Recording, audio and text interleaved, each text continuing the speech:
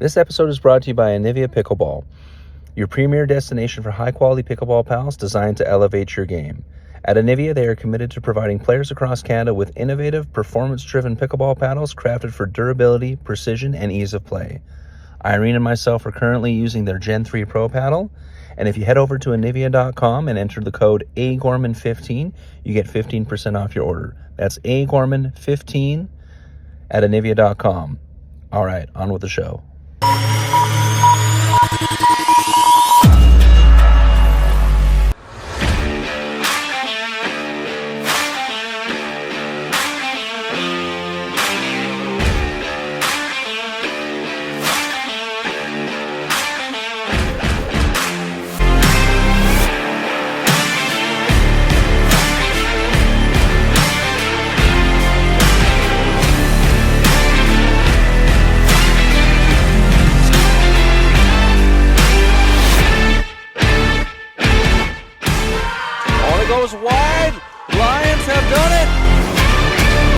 All right, everyone, welcome back to the Pickleball Diaries podcast. I'm, of course, Andrew Gorman, joined as always by Victor Chan, a certified pickleball referee, and we are doing the recap of the CNPL Metro split, and there was some interesting storylines from this one, Vic. There is some good surprises and some bad surprises, probably. Absolutely. But some surprises happened even before the event started. We had quite a few roster changes right at the deadline. So the first one was the Drive dropped Jonas Dahl here and signed Michael Rizzo. And then Jonas immediately gets picked up by the Pronghorns, and the Pronghorns drop Chris Elaine.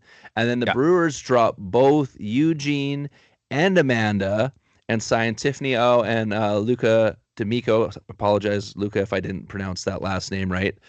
All of these teams, the Pronghorn one was weird just because the Pronghorns were already in a good position. Mm-hmm. But you can understand I can understand somewhat why they picked up Jonas, because Jonas, very, very good player and has played in the CNPL for all 3 years. So, but I can understand why the Drive made a change. I can understand why the Brewers made changes, because they're trying to change stuff up. All the other teams decided to stand pat and keep the rosters the way they were. So going into it, it was going to be interesting to see if any of those roster changes really bared fruits or if they didn't move the needle at all. So. Yeah. And then, of course, the Metro split was held at Court X in Oakville, Ontario. From the video, beautiful looking facility. They got the pickleball courts, they got padel courts there. That looks like they had some yoga and some weight machines, some physio stuff there. And then also a big thing that got announced just before the event is that it got a premier sponsor in Club Med. We kind of talked about this on the last podcast. But the big thing with Club Med sponsoring it was if you went, attended, and bought a ticket, you got entered into a draw to win a trip to Mexico to one of their all-inclusive resorts, which I got to say, that's pretty cool. Nice. But yeah, definitely, because that's a big prize, actually. I don't think the last couple of splits you have something big like that. No, not something around those lines anyway. So that's awesome, especially if they can keep Club Med around as a consistent sponsor. That'd be great. That'd be amazing, right? So I'll try to show up next time. Yeah, exactly. They gotta put another one out in Western Canada so it's easier for us to attend. But yeah, so talking about the courts themselves, lots of space, space on the back ends, lots of space on the side. Court 2, and I noticed this just on a couple of matches, looked like it had a minor dead spot on the left side that was closest to the camera, just because I saw there was quite a few serves where it looked like the ball didn't come up.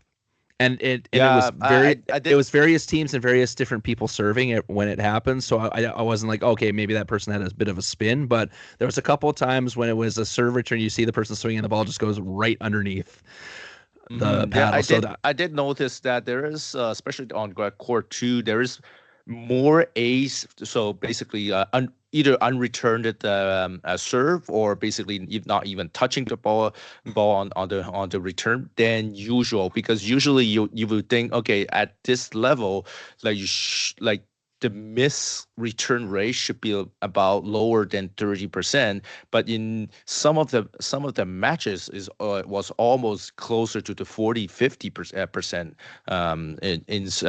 that particular spot. So that was interesting. That could be also the balls, like because they're using a Dura Fast too. So that also have an effect if the ball usually skip a little bit more than like a Franklin X40. So that could be a reason. But anyway, we're not on the court in order to experience that. Yeah, exactly. Yeah, and that was just one of the things I noticed off the bat. So some of the things with production. So wasn't really any glitches with the streams. They seem to have that pretty much down. Court 2 on the YouTube, at least on day 1, I found they had a trouble balancing between the commentary volume and the referee mic. I noticed that it was really weird. Either it was too loud or not loud enough. Yeah, either you could hear the ref perfectly and then you didn't hear any commentary, or you heard the commentary and then you couldn't hear what the ref was saying for the score. Yeah, exactly. I think they were kind of playing with it, and then I think the second day they got it adjusted finally. Yeah, it was pretty good. And then on Court 1, so that was on Game Plus, so I did PVR it. Same thing. Commentary, you could hear it loud and clear. You could hear the ref announce the score, no problem. The only problem with the Game Plus thing was if you PVR'd it like I did, the final game of the split, so that was Smash and Toronto United. Yeah, it got cut because it ran overtime. So I missed I missed the final men's match. Oh man! Right, so it got cut when it was like 5-2. Oh, now, obviously, if you were watching it live, it would have just extended over and kept going, right? But if you're PVRing it, it only PVRs the block, right? So that was an issue with that. And I even have mine set so that it records like an extra 10 minutes past in case that happens, and it still didn't have enough to record it. So that was a little disappointing with that. Other than that, obviously, if you've seen both of the broadcasts from the Game Plus or from the YouTube, when they're doing both at the same time, the Game Plus gets the better graphics. They get the better like overlays and stuff for the scores and stuff like that. But that's a minor thing. Most people don't know that. And then there was still, like, when you looked at the YouTube comments, there were still people who didn't know how to watch the games that were on Court 1. Like, it was constantly in the comments, why can't I watch the Owls? Or why can't I watch the Lights? It's gonna be our main complaint anyway, because how many people has Game Plus? That's one. Like, we're now in the digital age. Who the sorry. Well, and Game Plus isn't easy accessible on a lot of streaming services. Like, the only reason why I have it is because I still have satellite, and it was a free channel with my thing, right? But if you actually try to get Game Plus on an app, there's no Game Plus doesn't have their own app, and the only streaming service they are on are like minor ones that if you're into like niche sports, like the equivalent of like if there's one that they're on, I can't remember the. Fubo, yeah, which is more of like a soccer. Yeah, exactly. If you're not into the English Premier League, forget it. You're not even watching this. Like, who the heck had Fubo? And then same thing, like if you want it for like the Rogers Infinity app or like the TELUS app, you have to pay an extra fee to add it, even though you have the channel for free on your satellite box.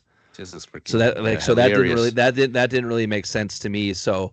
Yeah, so the accessibility of Game Plus is an issue. It's been an issue all season, but no, they should have maybe find a way to put the Game Plus like in. So, example right now, Pickleball, like the US Pickleball TV is accessible either on Amazon Prime or Samsung TV. A lot of people have Samsung, right? So like Samsung TVs is available, or even they make the app pay, but you can still go on their webpage, Pickleball TV, they still give you the center court for free. Like, you can do that, right? Yeah, or for example, what I know what the PPA does is after it streams live, they then post the match a couple hours after on their YouTube channel, right? So yes, you can't watch it live, and like CNPL does do that, but it takes a couple of days, right? Because I know, so if you miss any of the games on Game Plus, probably we're recording this on the Wednesday after the fact, so there might be 1 or 2 games already up, but then by next week most of them should be up by that point, right? The other thing with this one was each team only played 5 games. We kind of talked about that on the last podcast. They played their 2 remaining games against the 2 teams from the opposite division that they hadn't played against. And then they just played their own division one more time each, right? So you had some matchups, you had some interesting matchups with that where more stuff was on the line, but then you had other ones where it was, oh, well, they had already played. Like, for example, Owls and Lions at the beginning of this split were basically competing for first place, but they had already played their 2 games against each other, so they didn't play each other at all. So it all came down to how they did against other teams. They have like kind of matter on their own destiny rather than like having to have to beat the other team to make it to number 1 or number 2 spot. But we'll get into it because the final the final results of the split were that, like we said, there were some surprises. There was some stuff we were super happy to see because it was like something finally coming to fruition, and then there was other stuff where it was just like, what the hell is going on? Yeah, what happened? So Vic, let's start with here. We'll start with the drive. So the drive made the change. They dropped Jonas. They picked up Michael Rizzo. And they did like kind of what we suggested. Like they had Wes playing, but then they were giving him breaks and had him kind of rotating. So Wes actually only played like two or three matchups at this event, and then Michael and Evan played together a fair bit. Now, there was times when they looked really good. They did beat the Owls in that tiebreak match, but that ended up being their only win. And it was just like Mike came in and he added a different flair and some different changes, but like we were worried about, it didn't move the needle enough. So the drive finished 1-4, finishing last place. It feels it was a little too late. They should have make that change like probably at the West, I will say Western split. Yeah, like, exactly, at the Western right. they had to, like, basically we knew they were last already. Like they have to make that change at that Western split. They waited till now, which is a little like 5 games does not make much enough of an impact at that point. Yeah, especially when it's the one split that you play the least amount of games in, right? So it's tough. So drive finished with a 4-13 record overall for the season, so that puts them in 8th spot.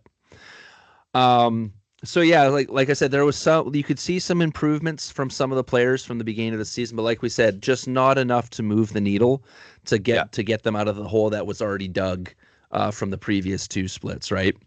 Then we come to the Brewers, and same thing. Brewers made some line changes, picking up Tiffany, picking up Luca. Same thing. They added a new dynamic in there, but it was kind of the same story with the Brewers. They're in close in every game, but just can't pull out that win or pull out that one match that either forces the tiebreak or prevents the other team from getting you into the tiebreak. Yeah. And same thing. Finished with a 1-4 record. So they dropped down to 7th spot with a 5-12 record, and it was just one of those things where it was just like you're watching the team play, and it's like they're in it, but they just can't seem to get over that hump or finish off those couple of points, right? Because they had and it's just I don't know, just sad to see at some point because. Like either their women or one of the mix play well, but it just didn't have consistency. Like they the never woman had like a and full the man game. has to like the whole crew was playing well. It's like just one of the 2 was playing well that gave the initial edge, and then after that it's just like a total collapse all the time. Yeah, so it was one of those things where they never could put in a full performance from all 4 players, and they kept on running into those issues because they have if you go back and look at the season, I think except aside from the Lights, they have probably the most 3-2 losses out of majority of the teams because like you said, they're in tight, or even if it was a 3-1 or even a 4-0 loss, you go and look at the scores of the games and they're all like 21-19, 21-20, 21-18, like they're all like super close. There was very few matches that they had where they got blown off the court. Like it was always tight, right? So it's one of those ones where it's like you feel almost frustrated for them because it's like you guys are like you're so close, but you just can't get over that Finish it hump, off. right? Mm-hmm. But like we said, finishing with a 5-12 record, so that's 7th place. We're gonna jump up to we'll jump up to the let's do the Toronto United team. So return to form after having Mm-hmm. kind of an off split at the Eastern split. Like they had a really good showing at the Central split, Yep. kind of off their game in the Eastern split, but then back to form with a 4-1 record. Yep. You can see the improvement of Jada throughout all of the events. Like she's getting better and better and better. Yep. Like at the start of the season, I was like, yeah, she's got power, but her soft game is a little weak, and you can see the improvements. Max was also a return to form for Toronto United. He had kind of an off event at the Eastern Split, was much more locked in. No. This Oh one, yeah. and him and Jada getting some mixed wins. I'll say At, that was I think that was the deal. I think that was the real deal breaker. So Max did super well on playing definitely his more consistent game was definitely there, and also Jada being that kind of playing her alpha female role, and also transition being able to lock in on that mixed team, being the stronger female against all the other team. That kind of put them like almost like a higher percentage of win into the mix, because now okay, if I can get my men, like I have Max playing well, and with Matt I have a almost guarantee win on men's. Now on the women's, if Jada was playing well with Jordan, then I steal that win. Then the mix with Max and Jada playing locked in all the time becomes already a guarantee win. So you have you can almost lock in that 3-0 right off the bat. Oh, and then pull off the pressure, having to, okay, I have to grind my second mix team in order to make it happen. So that makes a huge difference in their game strategy, and taking that pressure off the low right away. Exactly right. And that was like one of the biggest issues that the team had, is that Jada and Max had that inconsistency in their mix game. Because if you were looking at their stats going into this, I think they only had like 2 mixed wins. Whereas Mm-hmm. this one, even if they lost, it was super, super close. The game could have gone either way. So they really showed that improvement together as a pairing. But then also, yeah, Jada's ability to set Max up for shots, and then also being able Yep. to counterpunch when she needed to, like being able to, like you said, transition from being the power player in the women's side and then being the support reset person Mm-hmm. on And on the mixed side. and I've also see the another change. They usually don't put Max and Jada right away in their first mix lineup, but now by putting them as their first mix lineup, even though sometimes your women or the men lost one of the matches, now you have almost a good 70+% that you're gonna win that mixed matching. So therefore, that you can take off a load of, okay, we didn't play well on that woman, or we didn't play well on that man. Okay, we will have at least a win in that mix, so we can at least have a feeling that we can kind of push it to the dream breaker as a minimum. Versus Yeah, it, and wa- yeah, was it was yeah. before, you're gonna be down 2-1 already at your second mix, basically. Yeah, and it takes a little bit of the pressure off Matt and either Jordy or Sneha, whoever's playing with him, right? So Exactly. it takes the pressure off there, allows them to play their game and not try to force anything, right? So Mm-hmm.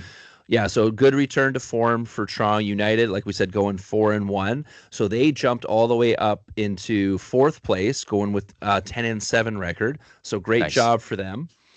And then so now we move on to the Smash. So another consistent weekend for them, going 3-2.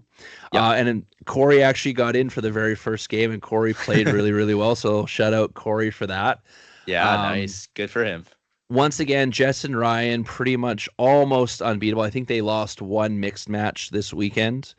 But that's all that, like, you walk in with Jess and Ryan as a mixed pair, and that's almost like you're up 1-0.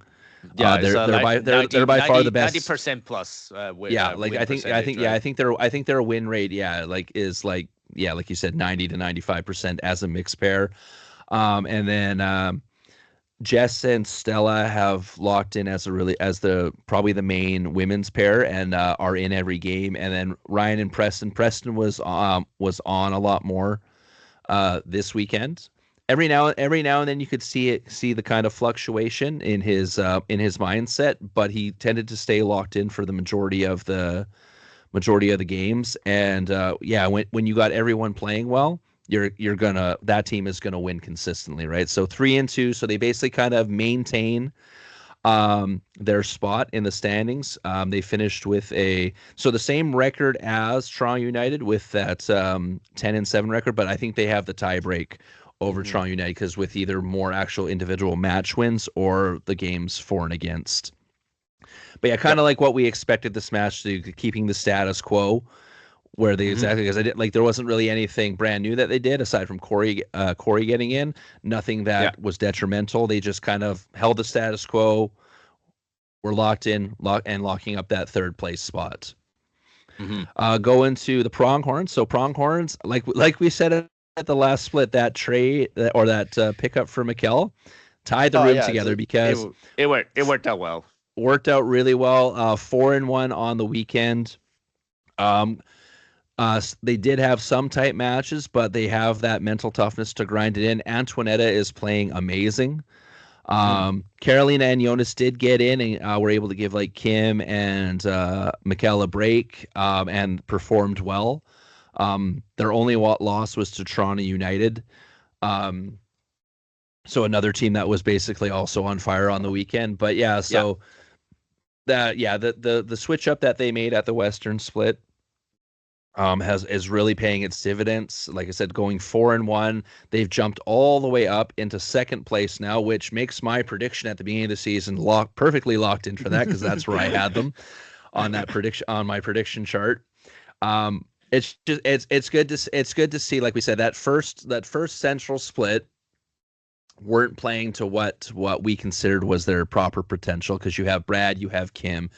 Antoinette has been like an insanely big revelations from last year, like how much stronger she is, basically almost taking the power position on the Pronghorns as like the more powerhouse female, and then allowing Kim to be, and like I find Kim excels at this because of when she plays with Brad being that counter puncher, that setup person, and being able to attack from the right side. It just makes Kim even more dangerous now that you have Antoinetta. They're able to drive. And even on female side, I saw a couple. I'll say there was one match that was very unique. So they were it was against the Lights. I saw when Kim was Kim and Indoleta playing against Danielle and Mary Christine. You can see. Like Mary Christine's slice usually is very good, right? It's very difficult to counter, and you cannot really speed up out of that because now Kim know Antonetta can have the powerhouse to finish the points. Kim has a little bit more confidence, try to reach in to take off those slices from Mary Christine a little bit more than usual. And even though like sometimes that Kim pops it up, she knows that Antonetta will be there to cover her. So she has a little bit more liberty to trying to take a little bit more risk rather than actually I had to sit countering, or I had to sit defending. That this time that she was able to say, okay, I can be more aggressive. Some like Antonetta can hold her own when there is a speed up front. I can reach more in because Antonetta's allowing me to go in a little bit more, and it seems like they match much better together than that was in the first split. And you can really see that that partnership playing very well together.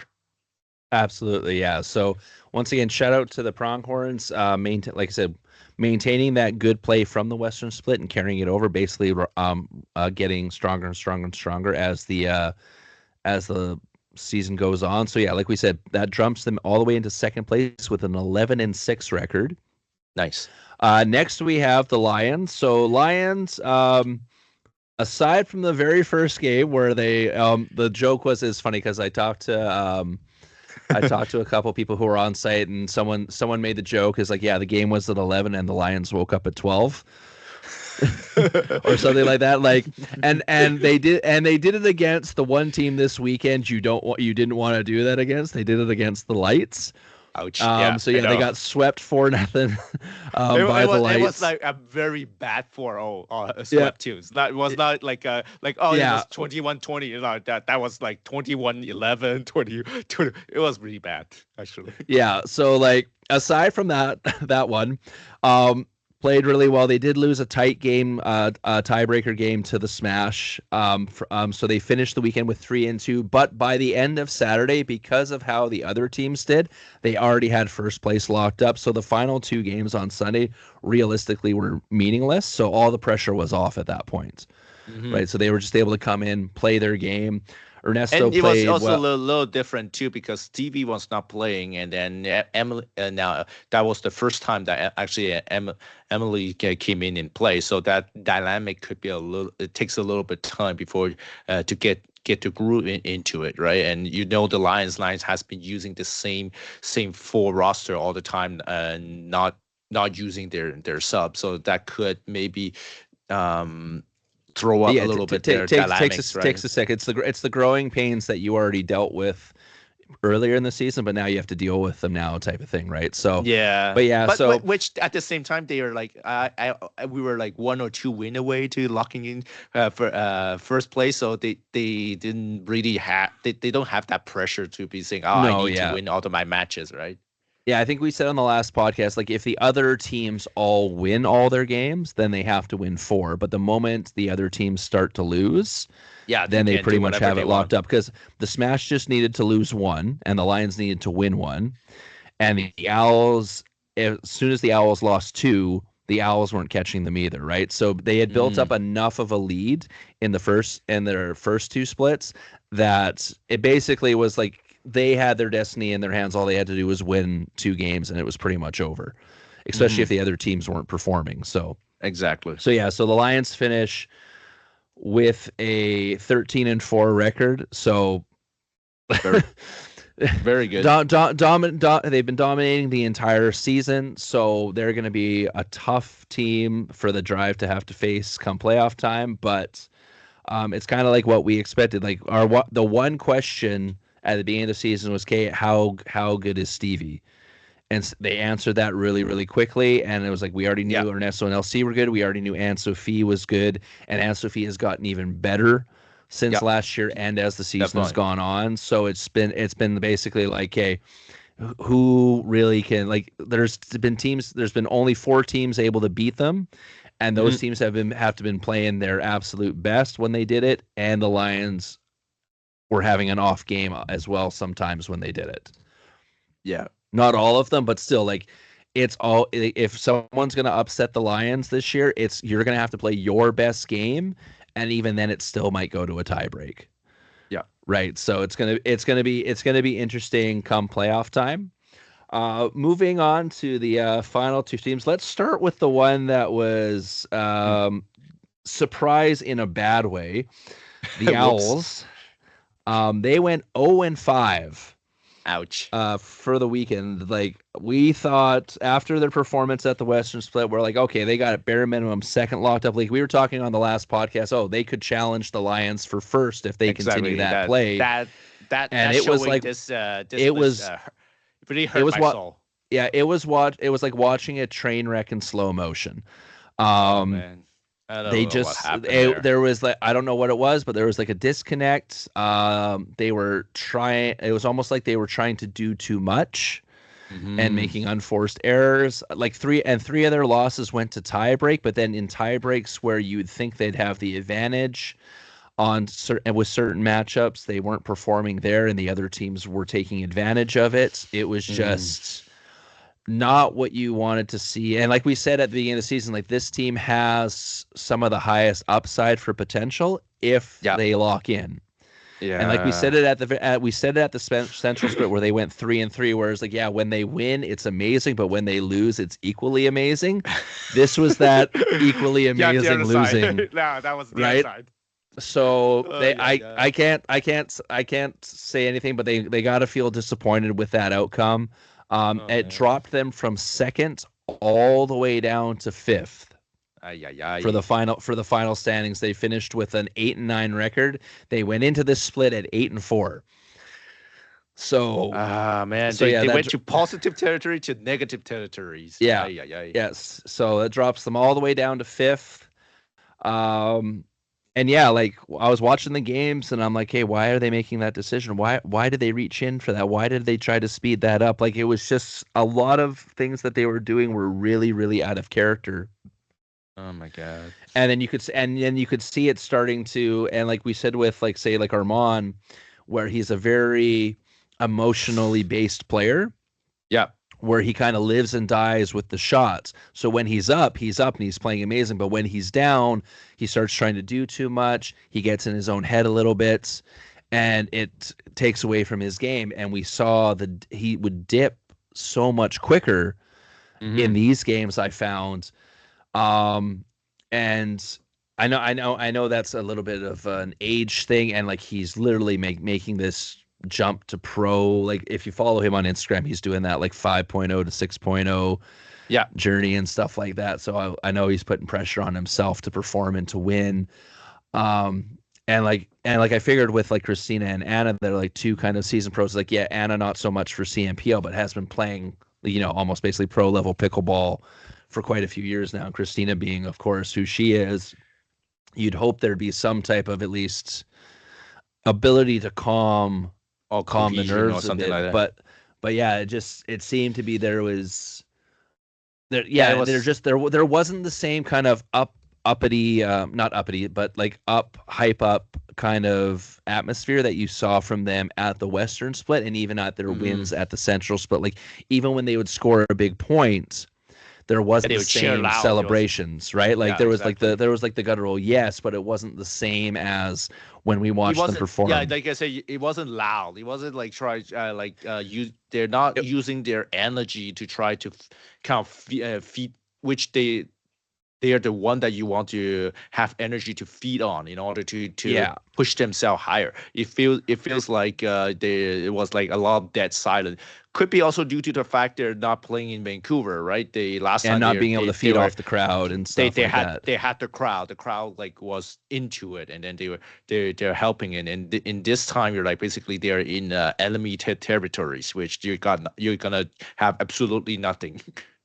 Yeah, right. And because like you said, like they usually feed off the energy when they score points, and instead of being like, oh yeah, let's go, it was more like, oh thank God we got that point type of thing, right? It was kind of like how the mindset came across, and this is just us watching through video cameras. Like we weren't there in person, we probably would have gotten a way better insight on how that worked. But it wasn't the same energy that you saw from when they were playing in Vancouver. And yes, that's a little bit of like the hometown advantage thing, but we also saw them, at least in their wins at the Central Splits that were in London, you saw that same energy, right? So they have to find a way to take that energy that they had when they were playing in Vancouver and be able to translate that when championship weekend comes up in October, right? So like we said, they dropped 8-9 finishing record, drop all the way down to fifth. We're moving on to the other fun surprise, and I'm going to put on these sunglasses because, man, the lights are bright. Shout out to the Northern Lights for what we kind of saw the glimpses of in the previous splits and saying, oh, yeah, like, in the first split, the men's and women's team were performing, but they couldn't win a mixed match. And then at the Western Split, the mixes were performing, but they couldn't win a men's match. And we were saying, watch out if they finally put it all together. And then this is the result, 4-1.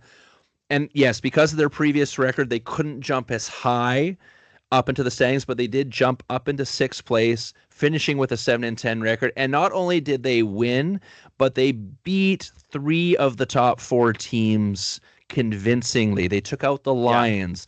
They took out the Smash. They took out the Owls. The only team in the top 4 that they actually lost to was the Pronghorns, and that was still a tight match. Yeah. Right. So, like, shout out to them for also being one of the only teams at the bottom that stayed pat with their roster. Like, we talked to Joel on the last podcast, and he's saying, he goes, no, we like where we're going. We feel we've played our best pickleball yet. Well, now you see how big of a threat they are when they do play their best pickleball. Exactly. Lucas was amazing. I think he went, if I'm looking at my stats, he went 9-1 on the weekend with only one loss. So basically a 90% win rate. Joelle played insanely well. Marie Christine played insanely well. Daniel Boss played well.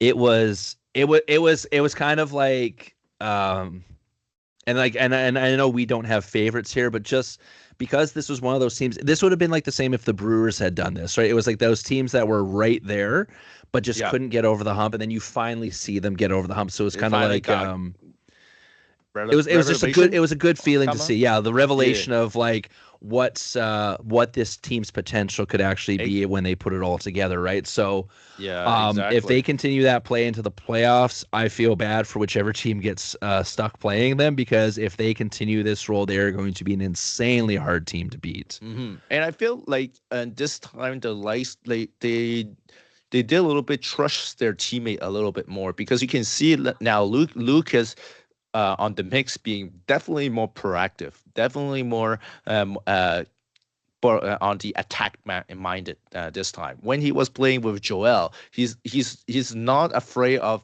speeding up anymore. He trusts his hand, and he trusts Joel's hand handling those ones. And you can see that it's a different type of match versus the previous other split. Like, Lucas was still thinking, what am I supposed to do? Am I supposed to take more court? Am I supposed to be more aggressive? He just being more passive than being aggressive. And this time you can see he just went all out. He's like, I know my partner can deal with that if I screw up, or if the I'm speeding up and my opponent is blocking them.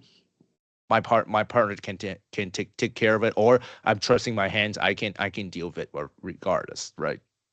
Yeah, exactly, right. So like we said, with that 4-1, the Lions jump all the way from basically tied for last up to 6 with a 7-10 record. So that's a massive improvement. Yeah. So at the end of all this, the final standings are Lions in first, 13-4. Pronghorns in second, 11-6. The Smash in third with 10-7. Toronto United in fourth, also 10-7. And like we said, I think it's the tie break, whether it's match wins or points for and against.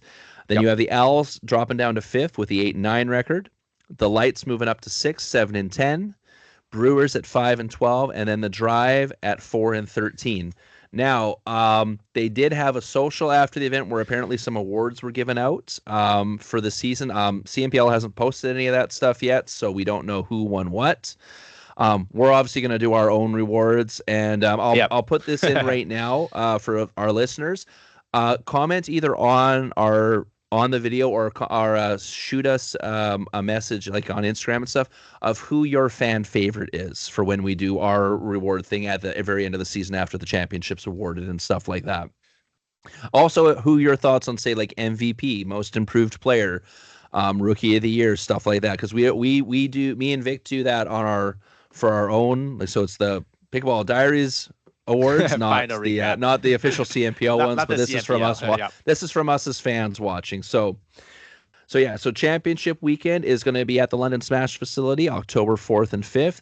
And from what I have also heard, it's going to be 8-team bracket double elimination. So they're not doing the play-in like they did last year. They're going back to what they did the very first year. So now apparently the way it was originally pitched was you have the two divisions, East and West. One in the East plays fourth in the West, and vice versa, working your way down. But the funny thing is, the way the standings have actually worked out, it's literally 1v8, 2v7, 3v6, 4 and 5 versus each other, right? So yeah, so the matchups are going to be, unless something else comes up after this podcast, but as far as we know, it's going to be Lions versus Drive, Pronghorns versus Brewers, the Smash versus the Lights, and then Toronto United versus the Owls. So every one of those matchups is an East versus West matchup. Nice. Which I think is kind of what they wanted in the long run. It's just amazing that worked out. Also, it's the exact format of 1v8. Yeah, it kind of worked out, and I am gonna be super interested to watch between Smash and against Lights, and that I will say that should be the highlight match of the I would say quarterfinals. That would be the quarterfinals or whatever, the round of 16. And anyway, but that will be the match I like. For your listener, you should be watching that match. That would be a very electric match. That one, and also Toronto United versus the Owls as well, is going to be really interesting, Well, because and which Owls are showing up. Exactly, that's the problem, right? If you have a good Owls that show up, it's gonna be a very good fight. But if you have the other Owl that showed up, they're like, I don't know. Yeah. We're hoping that the good Owls show up, so then we get an insanely good match. Yeah. So for those of you who aren't familiar with how this is going to play out, so it's the usual pickleball tournament style setup. So they're still playing their best three, and this one, if the team wins 3 matches straight, they're not playing the 4th game. Because obviously now we're in the playoffs. So basically the season acted as the round robin for seeding, and now we're in our double elimination bracket. So for example, if you lose your first match, you drop down to the B side of the bracket, and you can still work your way back up to the finals. Once you lose 2, you're out, right? So, and then also going into the finals, the team that's undefeated technically is twice to beat. Gotcha. Sounds right. Good. So from what we've heard through the grapevine and from what was announced at that social, that's what the format's going to be. So like we said, Lions Drive, Pronghorns Brewers, Smash Lights, Toronto United, and the Owls. All really good matchups. Like we said, we knew that whoever got the Lions was going to be in tough, but we have seen, like the very first year, we saw number 8 knock off number 1. Yeah. Way back when it was the Rush and the Northern Rollers. We saw that happen, right? So, but like if we won't do predictions yet, we'll do predictions when we get closer to our preview of the actual playoffs. But so Vic, if we quickly look at our original predictions from the beginning of the season, yeah. I'm a little mad with the Owls because they totally screwed up my thing. Well, we screwed up yours and mine anyway. Yeah, exactly, right? So now we already said we're giving ourselves the mulligan because when we made these predictions, the Toronto United team had not traded for Jordan Vigna yet. And anyone who says that didn't make a difference is lying to you, because Jordy is an insanely good player. Yeah. So yeah, I originally had Toronto United in 8th. Obviously, they bumped up all the way to 4th. So kudos to that. Like I said, I would have probably had them higher if Jordy was on the team originally when I made the prediction. But yeah, me too. I like being proven wrong on this. I had the Drive at 7, so they were actually 8th. So I gave them 1 more than what they originally did. The Lights I had at 6, which is actually technically where they finished. I got right. I got that one dead on. I had the Brewers originally in 5th, and that was going off of because of who they had drafted and the previous experience with them. But like we said, they were in every match, but just couldn't get over that hump. So they actually finished in 7th. So I was off by 2. With their new roster, also that was a little too much of a change. Like two person versus 1 person. I don't know. That was a little too much. Yeah, and when that's what we kind of said like last podcast, it's like I could see a 1 person change, but when you do 2, unless it's like 2 people who've are like playing together on like a pro circuit consistently, and you have built-in chemistry, that's going to be really hard to move the needle that way, right? Definitely. So. And then I had the Smash at 4th, so I was only 1 off there because they finished 3rd, of course. But I had them in my top 4. I had the Lions in 3rd because I wasn't sure about Stevie, and then quickly got proven wrong really quickly. Or not proven wrong, but got and shown, okay, this is why they picked her. Because, of course, they finished 1st. I had the Pronghorns in 2nd, so dead on for that one. But then my biggest flub, obviously, is I had the Owls at 1st based off of potential. And with the kind of train wreck of the last split, they dropped all the way down to 5th. But honestly, I'm not too upset with that because, like we said when we first did these were super early predictions, and when we said these teams all look really good and anyone can beat anyone, all the matches this season have shown that. Mm-hmm. Like, with the exception of the Drive, who never really found their footing, everyone else had those glimpses of, yeah, we can beat some of the big teams, Definitely. right? So, and then Vic, for you, you had the Lights at 8th. Yeah, that was So you're only 2 spots off, well, right? Because of course they finished 6th. I would say that was bad for me because I wasn't sure how much of a meshing they were doing with each other, which they finally showed they're able to be able to do it properly. So very kudos to them. So that was a bad pick. And then 7 was Toronto United. But once again, that's the mulligan for Exactly. before the Jordan trade. So there's a multiple things we didn't know too. So we didn't know fully Mac's ability. We didn't know fully Jada's ability neither because we were not there to watch their Well, and then also for how much better neither. Jada has gotten throughout the season as well. On top of that, right? Like if we're talking the very first split, especially say if they didn't make that Jordan trade and Jada was where she was at the beginning of the splits,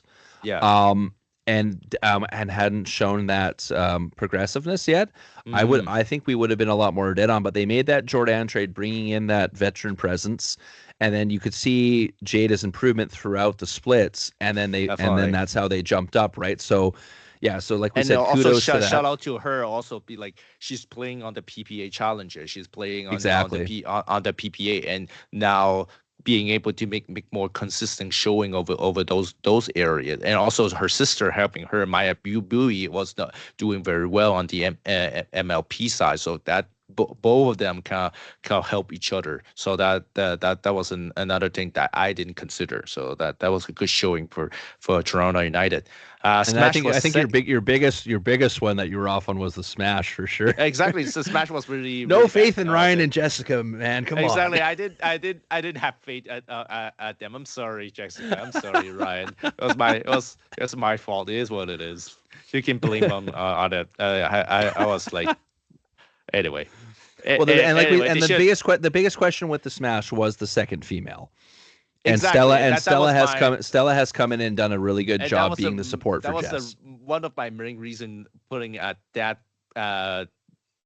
much down, because I was questioning. I know Jessica was playing well. I know Ryan's gonna play well, but how about the other two? Yeah. And it was like kind of the question mark, right? But they are able to prove themselves. We can hold it, and they did well. And yeah, you're 5th when you had the Drive, so I think that was the Wes Gabrielson effect. You got blinded. You got blinded by the lights of the Pickleball Hall of Fame. Exactly. I was giving too much fate in West, probably, or not. Yes, and especially because that was pretty much, aside from Jonas and Natalie, and now that Jonas isn't even on the team, that was a very kind of rookie team. Exactly, because I think about, okay, Jonas and Natalie, okay, that's almost a sure win, okay, and then I was like, okay, West can play left and right, and then you have a powerhouse Jonas on the left. They should have a good win on the men's side, and they never really meshed properly. Yeah, they just never, like Jonas and West just never able to mesh. Yes, they're able to dig out balls, but they're not able to score points, and that was the biggest problematic in their men's game. And now they traded Jonas off, so yeah, that looks a little bit more dicey, unfortunately. Yeah, and then you had the Pronghorns at 3, so only one off on the Pronghorns. So pretty much, I have Brewers at 4. Yeah. So Brewers. Brewers. So, and that's the same thing. That was off, right? Well, and that we were also going off of because of how well Mark and Amanda had played at the previous season. Yeah, exactly. Right, because they were one of the top. They were one of the top mixed pairings, and that just here they just didn't have that same magic this year. And then of course, they drop Amanda before this split this split that just happened. Amanda, right? And Eugene, and also the other thing, we thought Eugene and Mark could have maybe play well together, because Mark likes the left, and Eugene no, sorry, Mark likes the right, and then Eugene plays the left. You're like, okay, there shouldn't be a problem. But now, the biggest problematic was Eugene also likes to take quite a bit of court, and now Mark also likes to take a lot of the court. Now you have two basically alpha female clashing against each other, and kind of didn't mesh well anymore.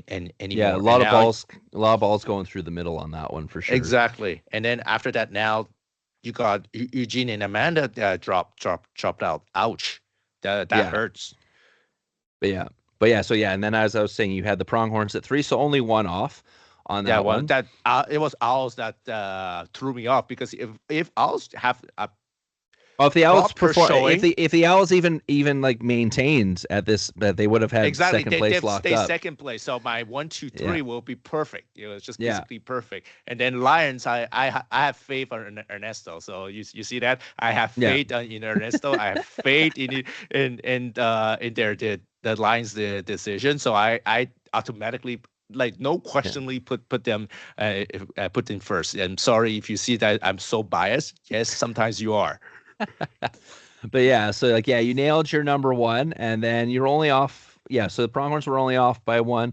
Brewers were off by and then everyone else was kind of off by a fair bit. So yeah, you nailed the others was bad. I nailed the top, and then the others was just whatever. Yeah.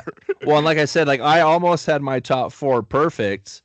And then the Owls ruined it for me, allowing Toronto to jump into allowing Toronto United to drop into the top 4, and then Toronto United also playing locked in.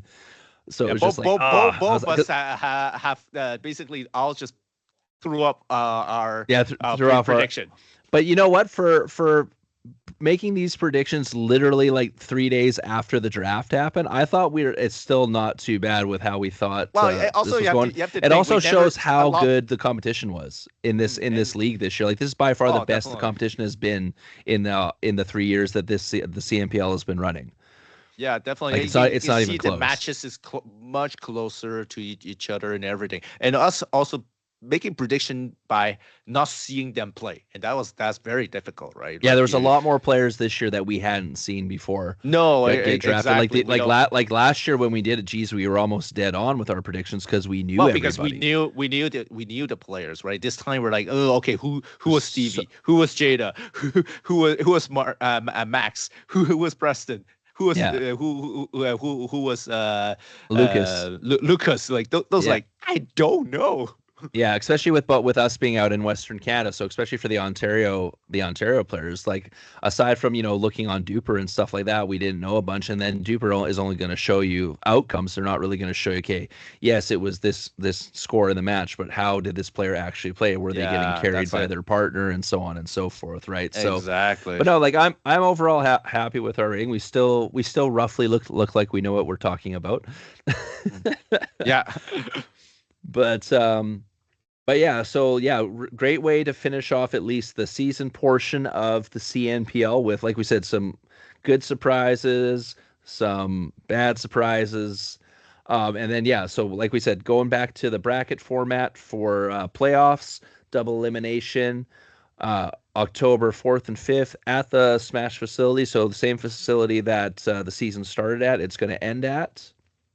And unfortunately, I don't think me and Vic are going to be there in person. That's way too close to Vic's baby due date. Yeah, you see that Bassnest ready, even is full of pickleball paddle. Yeah, and like I have it booked off, but it's more so I'm just going to be watching. Who knows? Maybe we'll do a watch along or something like that on Instagram or something. But yeah, we'll figure it out. We'll see how it goes. So. That's it for the recap. But before we go, we're going to remind everyone. So as of today, September 10th, there's 14 days left to register for our MiLP event at the Egg in Edmonton on September 27th and 28th. The deadline is September 24th. Our Duper 12 category is full. However, I will, if we get at least 2 more teams asking about it, I will open it up to 10 teams. We do have lots of space left in our 14, our 16, our 18, and our 20s. I know there's a couple of people who've messaged me about the 20s and 18s saying they're just waiting to get confirmation from one more player before they put their team in. Nice. So make sure you get your registrations in. We're going to have the link in the description below. Don't forget to tune in.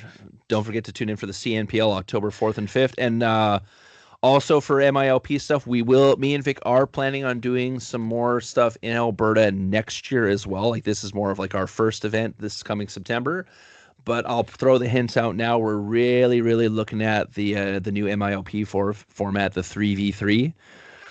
Where it's where it's gendered. Putting that bugs out of the ears of people already. So we've been mentioning that to people we've seen in person. So we're gonna put it out right now. So if you're wondering what the 3v3 format is, it's the same rally scoring format as the normal teams of 4, but now it's just gendered 3v3. So for example, 3 guys on a team, you play 3 matches against the other team. Each guy can only play 2. So basically, it's you and your 2 buddies who you normally play with, and you play matches. So the nice thing about this is it flows quicker because there's no tie breaks.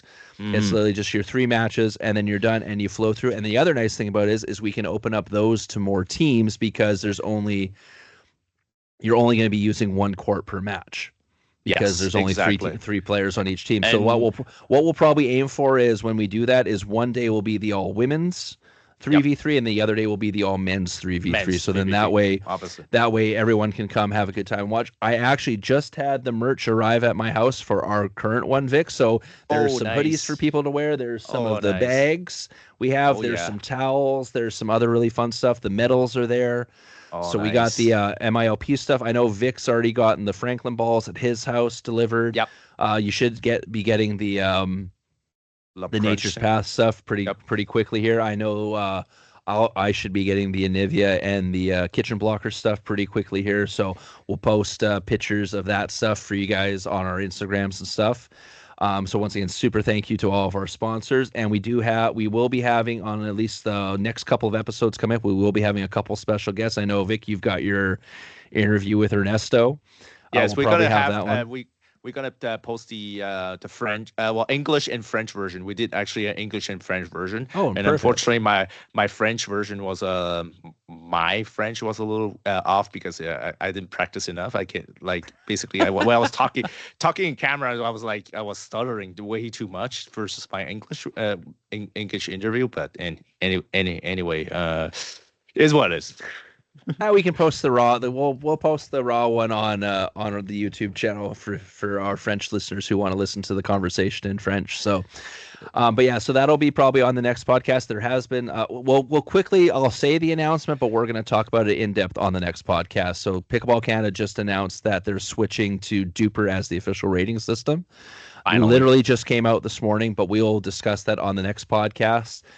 Because we have to head out. It's my birthday, so I have to go do some birthday. I have to get some stuff done before I do the birthday stuff with my family. Everyone has to wish Andrew a happy birthday. Happy birthday, Andrew. Happy birthday, Andrew. Happy birthday to Andrew. Happy birthday to you. Yeah, let's go. Thanks, Vic. So for those of you who want to wish me a happy birthday, what you can do is sign up for the MILP event. Yeah, that'll be a good birthday gift for him. That'll be a good birthday gift for me. We want this event to go well, so then that way we can do more events next year. We're hoping to do multiple events next year in Alberta, making it good for everyone. I'm going to take these glasses off now because I've been wearing them ever since we did the Northern Lights thing. But thanks again to everyone for listening. We'll probably see you guys I'd say probably next week because we got a lot to talk about, Vic. So yeah, we still have a lot to talk, but we just want to do that as a recap quickly. Yeah, exactly. So make sure you guys, if you haven't seen all the matches, all the Court 2 stuff is already on YouTube for CNPL. Probably within the coming days, all the Game Plus ones, they'll get posted on the CNPL, so you can tune in if you missed any of your favorite teams' games. Also, I'm going to give a shout out to Jeff Sampson. They had stuff on sale as a fundraiser for Team Canada at the event. So I have a magnet of every team. And then I have 2 Team Canada keychains coming. So I got 1 keychain for you, Vic. Nice, thank you. So I'll have to figure out a spot where I can stick those magnets on my backdrop here. But yeah, so I got a magnet of all 8 teams of the CNPL, and then I got the 2 Team Canada keychains. So big thank you to Jeff for sending me the photo and then picking those up for me. Oh, that's great. Thank you so much. And don't miss it. Actually, we will be recording today. Me and Dewey will be recording our first paddle review podcast. And should we tell them the name right away? We should tell them the Oh, name, if you right? like the name, yeah. So it's Paddles Yeah. at the Hub with Vic and Dewey. Oh yeah. It's gonna be more of a video thing. So this is probably gonna be mostly on YouTube. Mm-hmm. Obviously because you're seeing them use the paddles, they're gonna give you descriptions of the paddles and stuff like that. I'll probably also post it like once we edit the first episode, maybe also on Spotify because Spotify does allow video. Yeah, that's true. But it probably won't end up being on like say like Apple Podcasts and stuff like that, just because it's one of those. It's one of those. Watch. It's one of those shows where you're gonna want to watch. Yeah, so this will be like Definitely. we said, more of a YouTube show. But we'll see how it looks, and then if we think it's good to go on the Spotify one, because even though Spotify is still more of a listening one, they do have the Yeah, option of being able to watch the video version as well. So, but yeah, that's guys, true. stay tuned for that. I'm super excited to see the footage of that, and I've already got some graphics made up for Vic and Dewey Yeah, to do that. For Andrew those, already get that ready. You see that yeah, there's that stack of paddle right there right now that might be talking. I gonna get some numbers on those before the podcast. So you stay tuned on that. There is also some news actually on those paddle. You're gonna have us our impression. Should you buy it? Should you not buy it? Who should be using it? What kind of shot you can exploit with this those paddle versus others. So we'll definitely get into that, and we'll try to also get we call a special paddle per off the pod every week. A very weird paddle, like why am I using this kind of paddle? It'll be on the podcast just for fun. perfect. Yeah, and so before any of you don't know who Dewey is, so it's Dewey Hume. He is a coach at the Pickleball Hub in Edmonton, an insanely good pickleball player and a super nice Yes. guy. You can follow him on Instagram at it's Chinese Jesus One. Yes, I think it's Is it? just Chinese Jesus. Or is it He just has Chinese actually Jesus? two. He has two of them. Let me just double check. I'll get it right away. Chinese.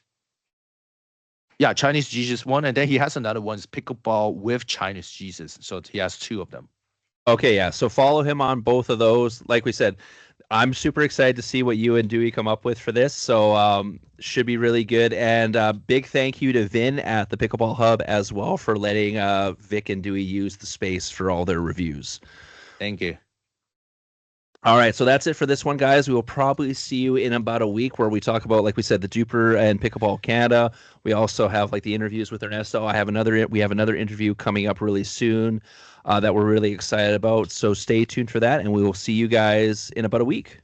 Yes, we'll see you soon. It's gonna be stay tuned because we're gonna have a lot of content nonstop these couple of weeks. Perfect. All right, thanks, guys.